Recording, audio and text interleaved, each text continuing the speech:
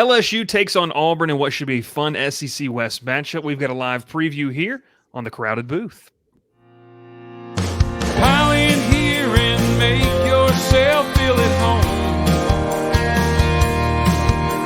The Crowded Booth is coming on.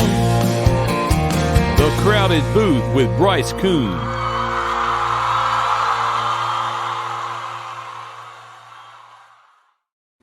Bryce, good alongside Will Maness as we come at you on a Friday morning, just a little past 20, or a little, I guess, still over 24 hours before these two teams kick off, depending on when you're watching this or listening to this.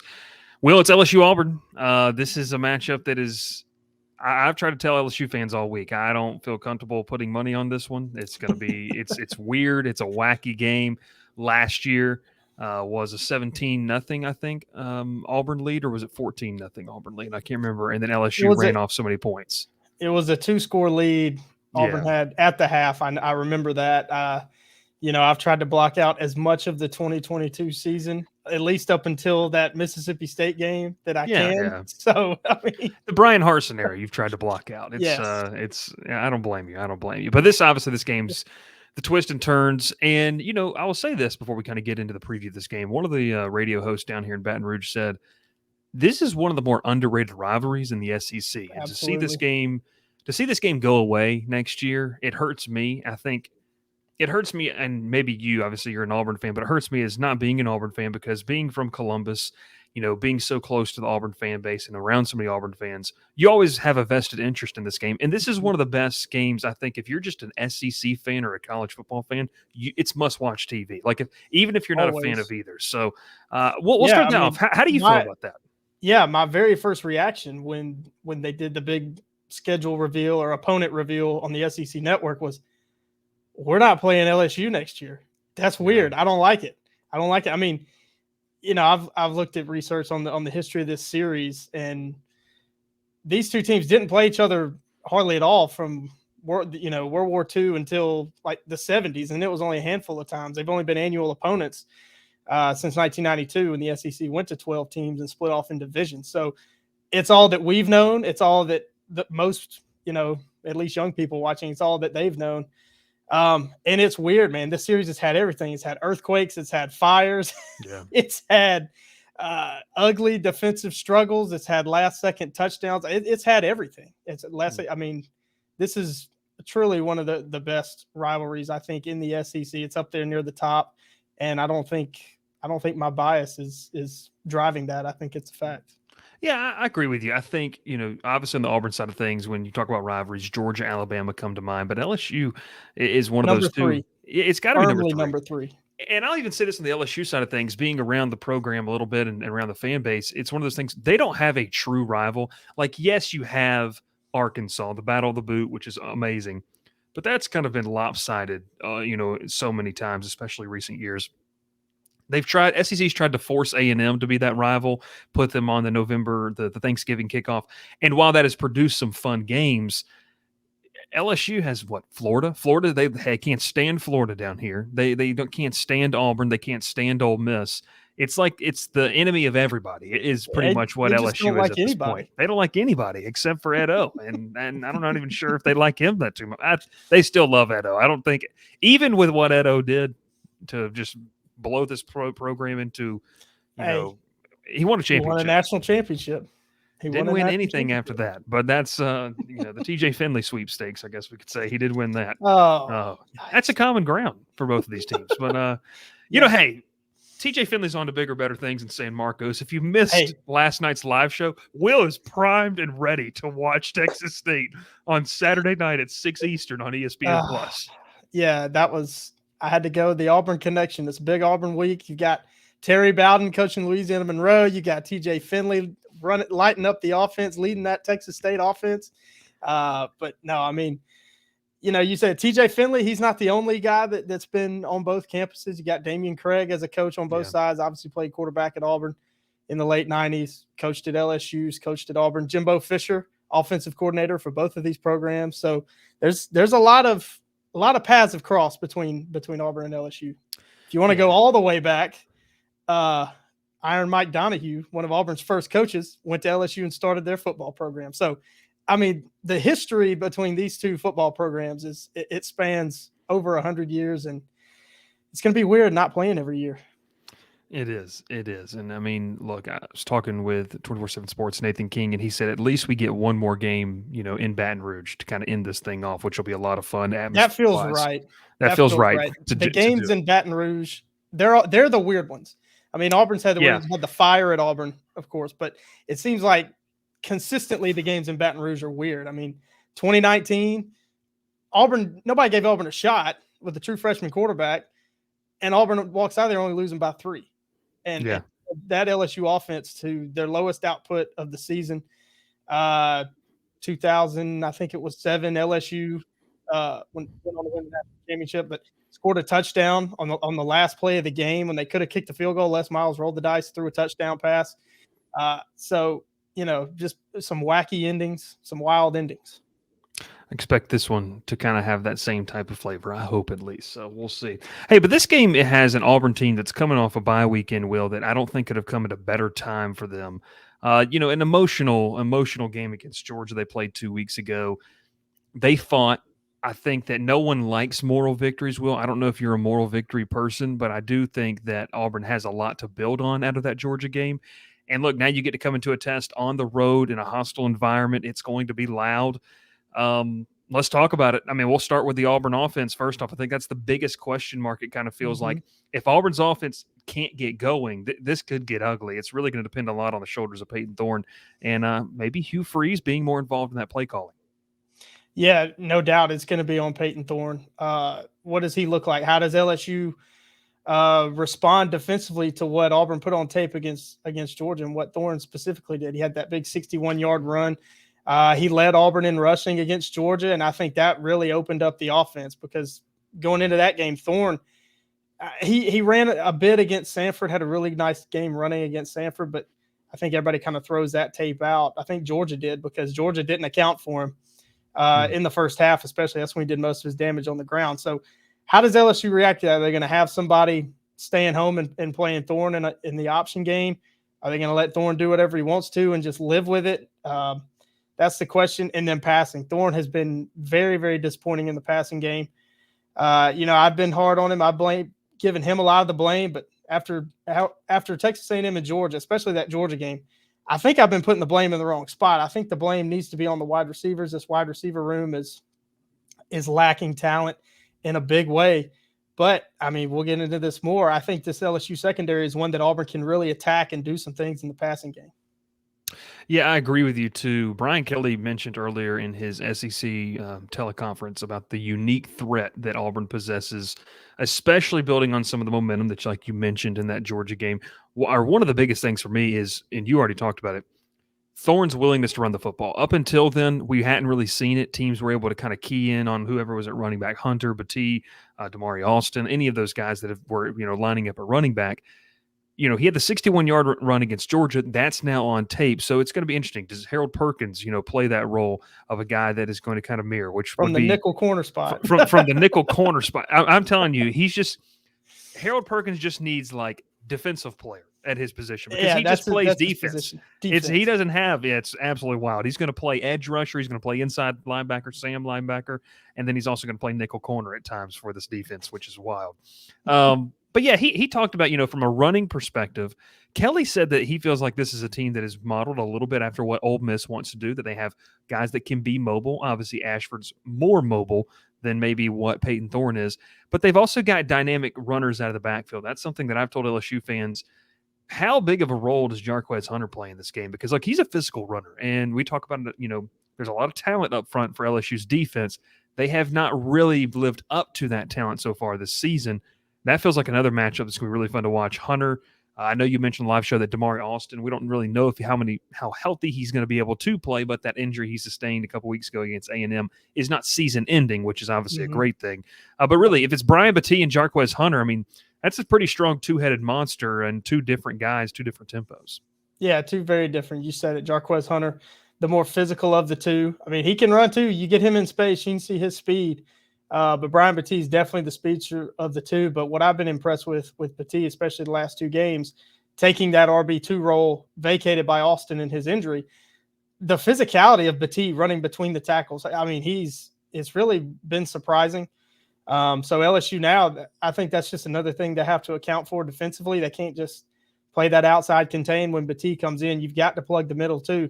And he's not going to shy away from contact, which you don't see a ton from speed guys. But, you brought up that Ole Miss game, the similarities between Auburn and Ole Miss offensively.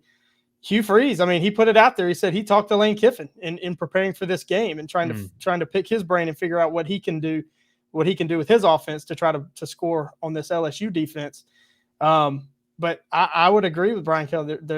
You've got a power back, you've got a speed back, you've got a quarterback that you trust that can throw and a quarterback that can run a little bit. Auburn's just lacking those big time weapons on the outside. And Ole Miss had a ton of success against this LSU defense. So there's a real chance for Auburn. Yeah.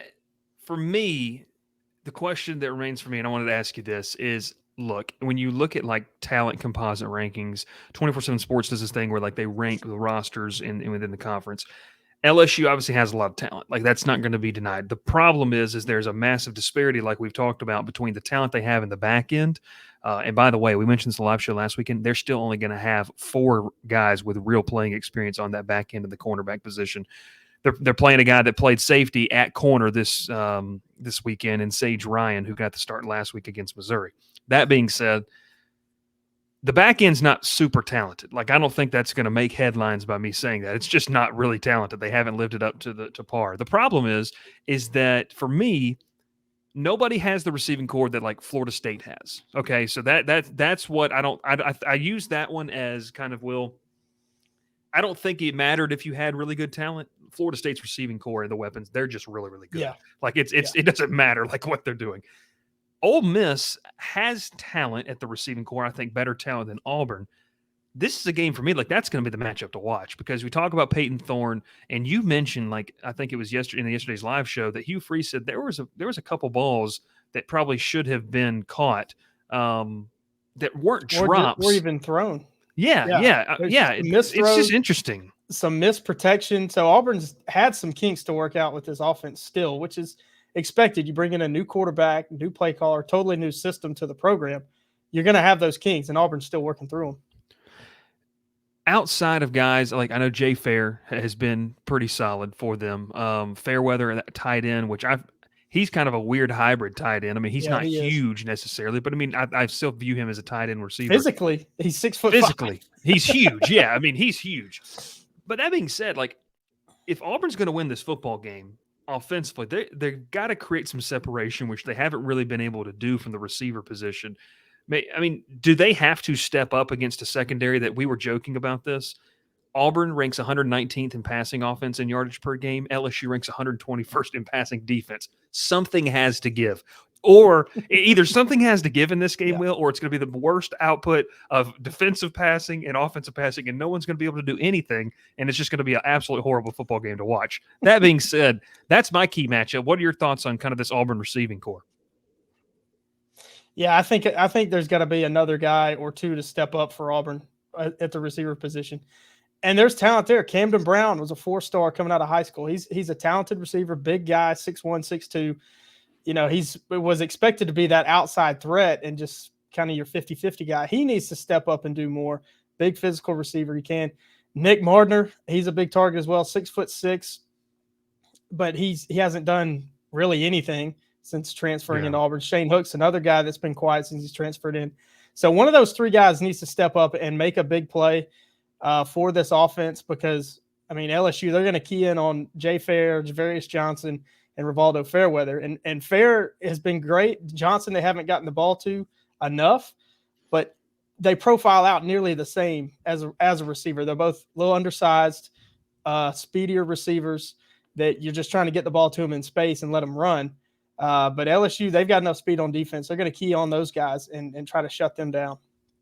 Yeah, it's going to be very interesting. That's going to be the matchup where something's going to have to give. Has LSU found something? One of the big things that LSU was able to do last week against Missouri was stay in straight up simplistic base 4-man front.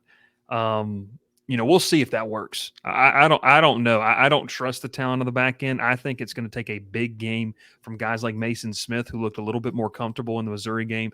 Mekhi Wingo, kind of that workhorse. Savion Jones. Like, let's talk about that. The battle in the trenches.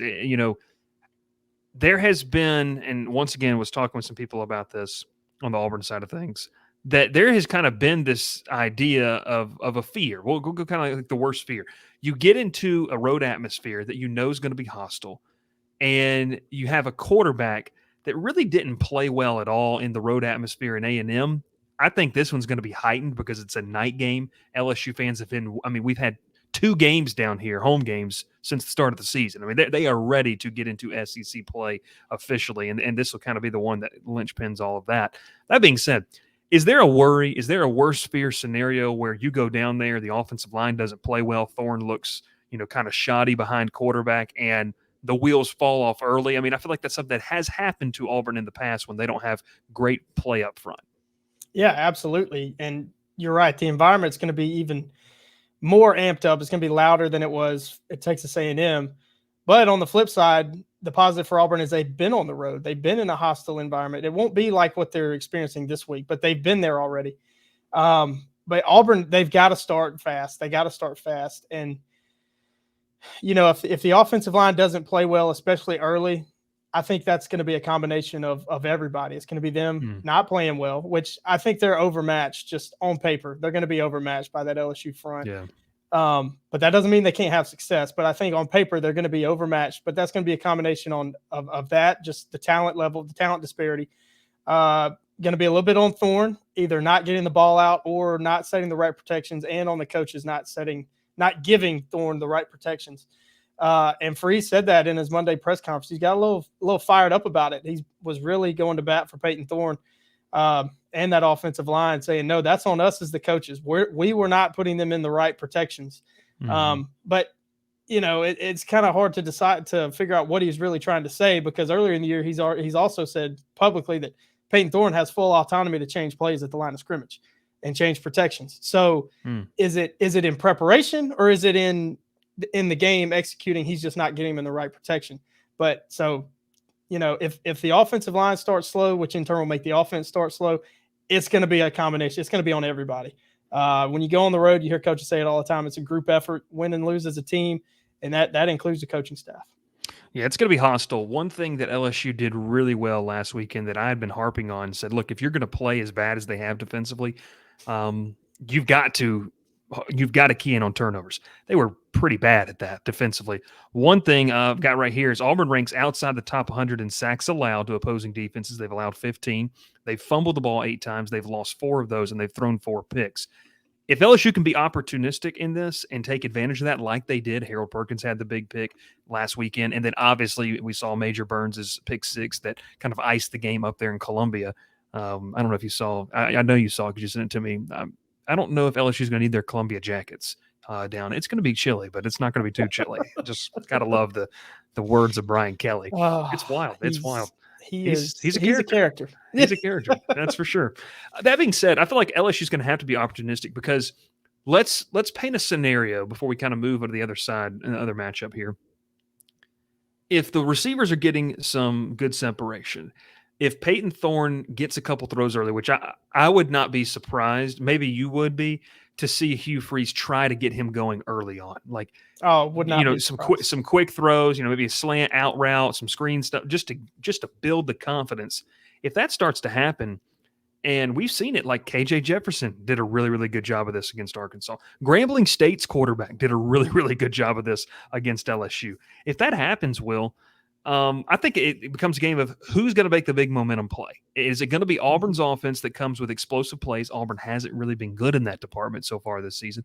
Or does LSU, who hasn't been really, really good in turnovers, force a big momentum play? I think that could be the difference. We're going to talk about the LSU offense against the Auburn defense, but for me, that's the matchup I'm excited to see. Any kind of final words on Auburn's offense against LSU's defense? Well, I'm in agreement with you. I think Freeze is going to get Thorne going early with some early throws, because that's the weakness of LSU's defense. You've got to attack that secondary, and you've got to put it in the hands of your transfer quarterback. You brought him in to be your starting quarterback. Keep the trust in him. Keep trusting him.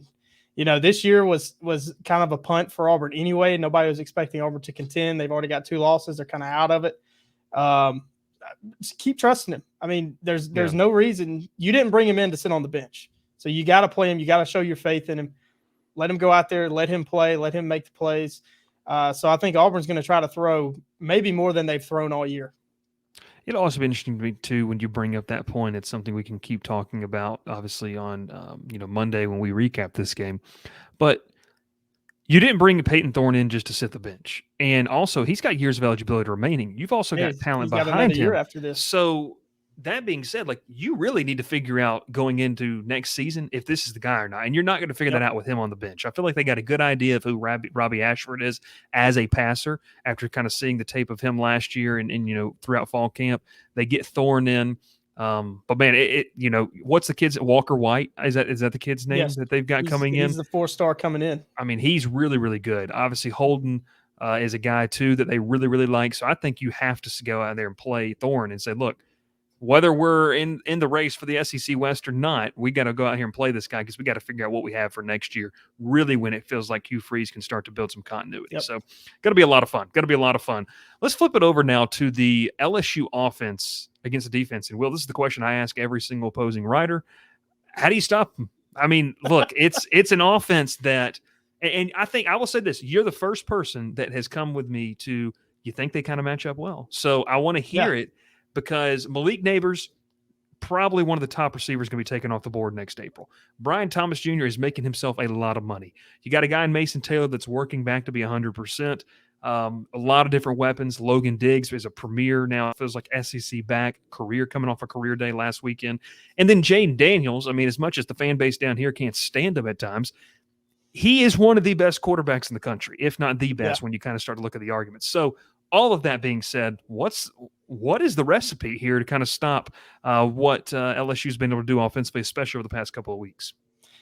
The recipe, it's kind of simple. Everybody says you got to make your opponent one-dimensional.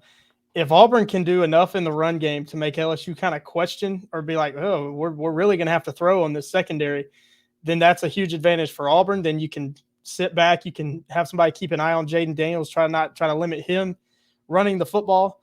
But I said that I think they match up well because this is strength on strength. Auburn's strength is in the secondary. LSU's strength is their receivers and their passing game. You've got 3 guys in that Auburn secondary that I think are going to be playing on Sundays: DJ James, Jalen Simpson, Nehemiah Pritchett. They may not all be drafted. I think Pritchett's kind of a bubble guy to be drafted, but I think the way Jalen Simpson's played safety this year and the way DJ James has played even last year coming over from Oregon, he's going to be drafted. Those two guys are no doubt going to be drafted. And they've been really good. This year Auburn's only given up 971 yards through the air. That's 16th in the country. So they've been really good. They've got 8 takeaways, and they've almost all been Jalen Simpson. I mean, he's up to talk about opportunistic there. 5 interceptions. Yeah, I was going to flip it. You said LSU's defense has to be opportunistic. Auburn's has to be opportunistic as well. They've got to force turnovers, but it's going to start with the running game. If they can stop Logan Diggs or just slow him down enough to make LSU question if they can run on this front, because Auburn's thin up front. They're thin in the front 7. Starting defensive end Mosiah Nasili-Kite out for the year, so that's a big blow for Auburn. It's gonna be a true freshman filling his spot, Keldrick Falk, who's been really, really good. He's made some plays. He's put pressure on the quarterback so far this year as a true freshman. But the load's going to be on him, and it's going to be tough because that LSU offensive line, man, they're really good at running and really good passing. So it's going to start in the run game. Can Eugene Asante from that linebacker spot fill the right holes and stop Logan Diggs? Can Marcus Harris be disruptive enough in the middle to throw off the hole, make Diggs change direction in the backfield? It starts there, but man, this Auburn secondary, I think they have a good chance to limit. They're not going to stop Malik Neighbors, not going to stop Brian Thomas, but they can limit them. Auburn did a really good job in the first 3 quarters against Brock Bowers 2 weeks ago against Georgia. But again, Auburn's got to stay healthy because they're so thin. Hugh Freeze has not filled out this roster yet. That's what cost Auburn, I think, against Texas A&M and Georgia. Both of those teams, with their depth, able to pull away in the second half. Auburn just couldn't keep up. Auburn's probably going to come out with the same game plan they had against Bowers. They're going to try to bracket Neighbors. I don't know that you can bracket both him and Thomas, but they're going to bracket at least one of them and trust. I would guess it'd be Thomas, because you're going to have maybe Kay and Lee, the freshman, matching up on Thomas a little bit more. You're going to have the youngster JD Rim, because you're going to have DJ James following Malik Neighbors, I think, no matter which side of the field he's on. And you trust DJ James against Malik Neighbors in one-on-one, I think. So you try to – if Malik Neighbors beats you, you're not too upset, but you can't have him and Thomas both beat you. Yeah, I want to let you – we can talk about this too, because one of the big things that Arkansas was able to do that kept the LSU offense really quiet for the first half, essentially until the final drive before the first half, when LSU was able to go down and score. And then LSU didn't stop scoring and neither team did until the clock hit 0 in that game, was kind of what you mentioned. They bracketed Malik Neighbors. And this is the biggest growth. This is kind of, if people want to knock Jane Daniels.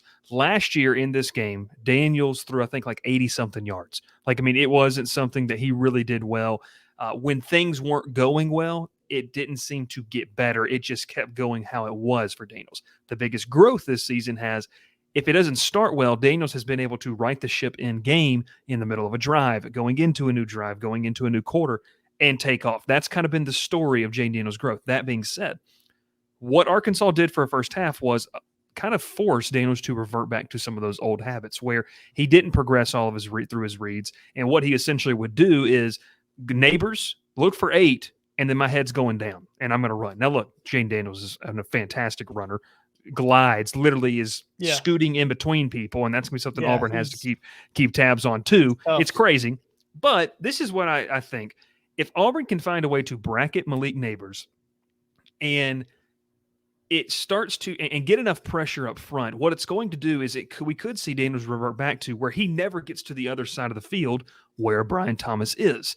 So that alleviates some of the concerns about, if it is Kyan Lee on him, the true freshman, I think, has been very, very good for Auburn. It's a tall task to ask him to go against a guy like Brian Thomas for the full course of a game. It alleviates that. That's why I think the front for Auburn is going to have to play very well in this game to force Daniels to be uncomfortable. Yeah, but I don't know where that pressure is going to come from. True. Messiah, you're down a man already with Nasila Kite out. Keldrick Falk has been pretty good, I think, so far, especially as a once true again, freshman. though, another true freshman. You're asking getting to the quarterback. Yeah, Marcus Harris, he leads the team in sacks as the defensive tackle. That's not really what you want to see. Eugene Asante, the leading tackler, but he hasn't gotten in the backfield a ton.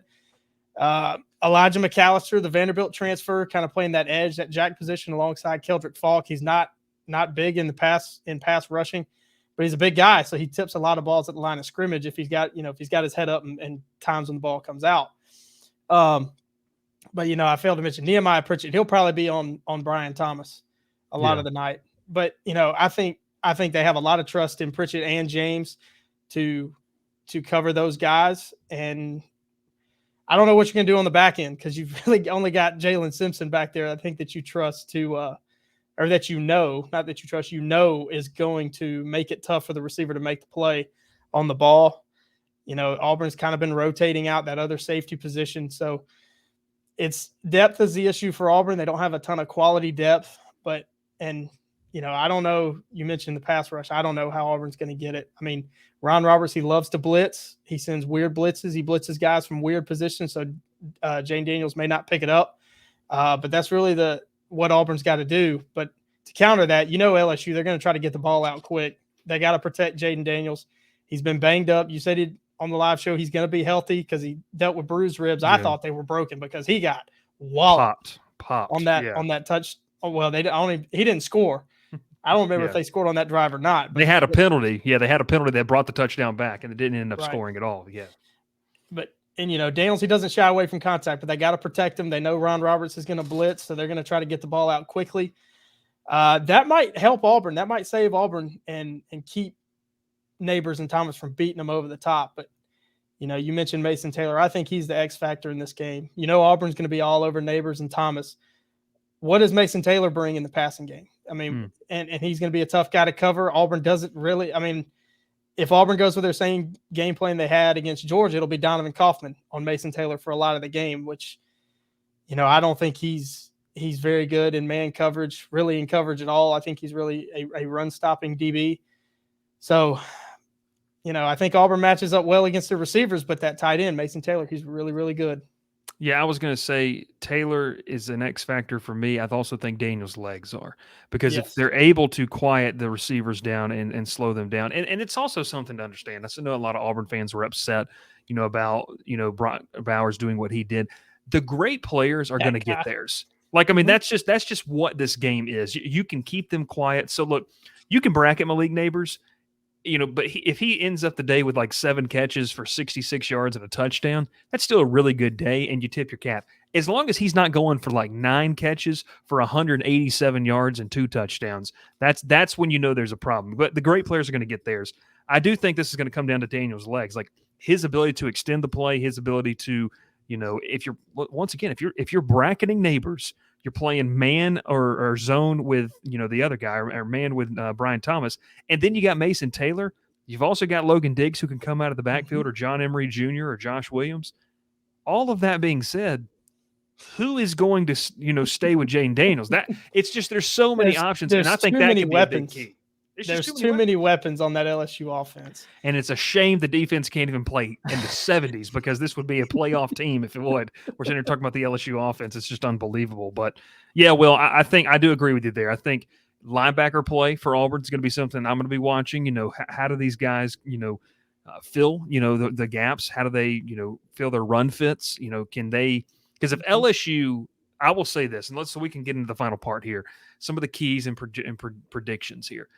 If LSU gets the run game started, that's a bad sign. It's a really, really bad sign, because if they get the run game started with Logan Diggs, and then this is serious. They are 8 deep at that position. So, Logan Diggs is having the bulk of the carries. He had 24, but Josh Williams, a guy that made his presence felt in Jordan-Hare Stadium, last year with a couple runs. John Emery Jr. had a big touchdown run, the one where he kind of high-stepped it down the sideline.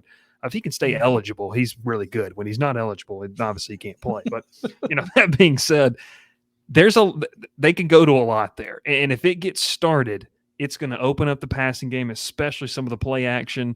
And that's where I think it could get ugly. So, Will, I kind of sit in this. It's 11.5-point spread. Is there a world where LSU can cover? Yeah, I think it is. We've kind of previewed it here. Auburn's offensive line, just doesn't make the trip necessarily mentally to be able to do what they need to do. LSU gets the run game started. But on the flip side, and I told you this last night, I do think Auburn can cover this. And so want to hear your thoughts as we kind of get into the final thoughts and predictions. I think there's a world that Auburn can win this game. Auburn can go down there and win. We talk about how weird this series has been. Auburn has won in Baton Rouge just one time since 1999, and that was 2 years ago. Nobody's given Auburn a chance. I said it on the live show. Auburn likes to play spoiler. LSU's not out of it yet. They've got just one conference loss. They're going to need some help to get to Atlanta, but they have to take care of their business too. Auburn loves playing spoiler. Auburn can do it. I think, it's like you said, can Auburn stop the run? Can Auburn's passing game do something? I mean, it's up to 9 games in a row against Power 5 opponents that Auburn has not thrown for 100 yards. And, in this game, I kind of sit in the camp. LSU's defense isn't very good. Auburn's offense hasn't been great. Something's got to give. I think that's the key, like the theme of this game. Something's got to give. And, if Vegas is going to give me 11 points, I'm going to take Auburn at plus 11. But, I feel really good that there's a really good chance of an upset in this game. Just all of this series, it's just so weird. And Auburn not getting a chance. We've seen LSU, people haven't really given them a chance against Auburn in the past, and they've won.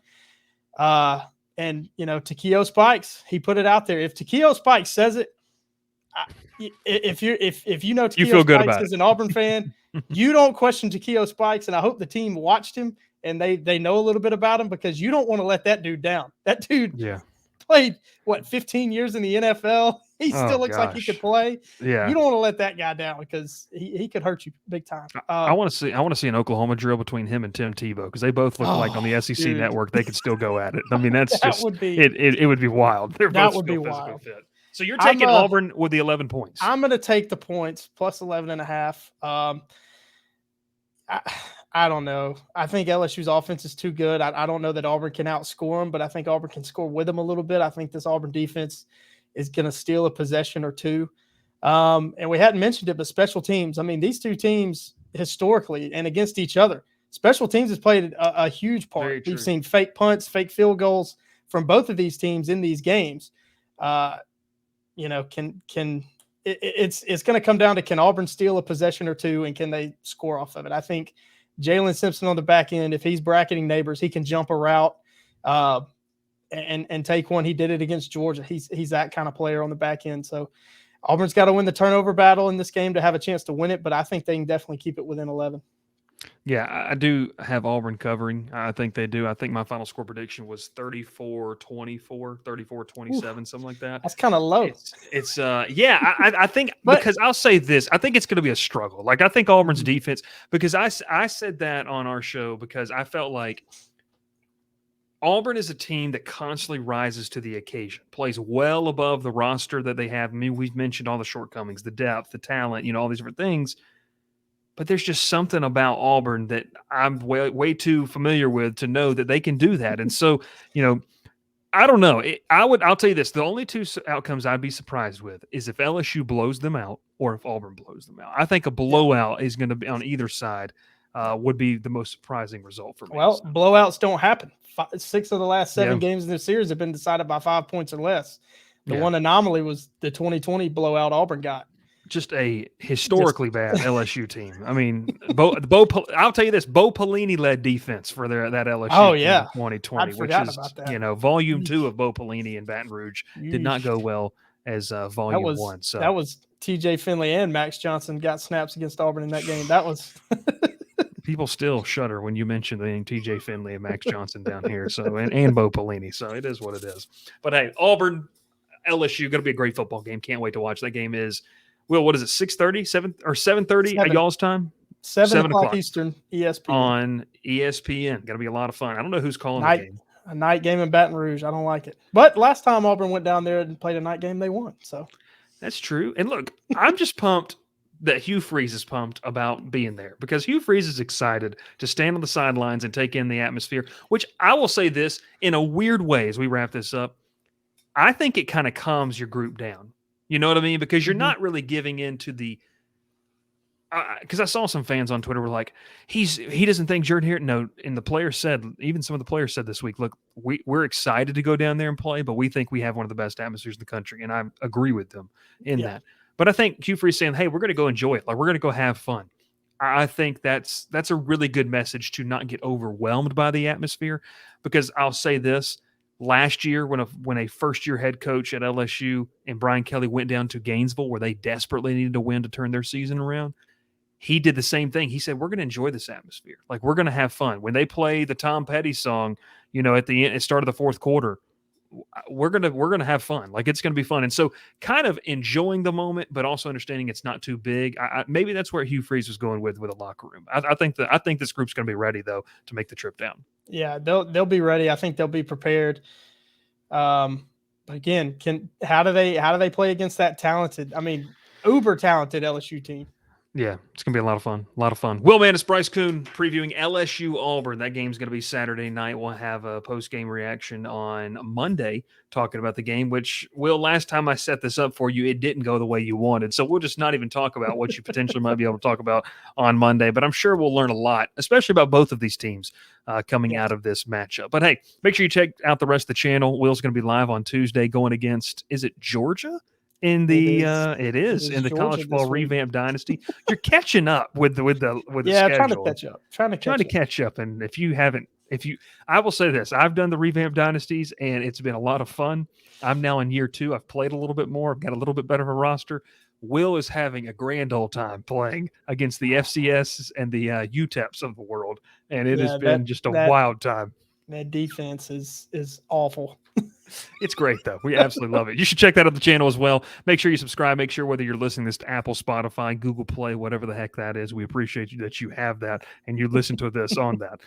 We'll catch you next time, though. Sunday night, we'll have a show to talk about Georgia Tech. And then obviously Monday night we'll recap what was going on here. Monday earlier in the day you'll get to catch this reaction show. Wednesday, the live shows, and yes, make sure to interact, mostly so we can have Jonesy not just dominating the chat as well. We'll catch you next time here on the Crowded Booth. Pile in here and make yourself feel at home. The Crowded Booth is coming on.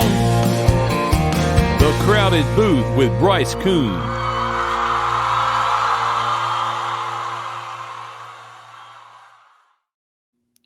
I didn't end the recording.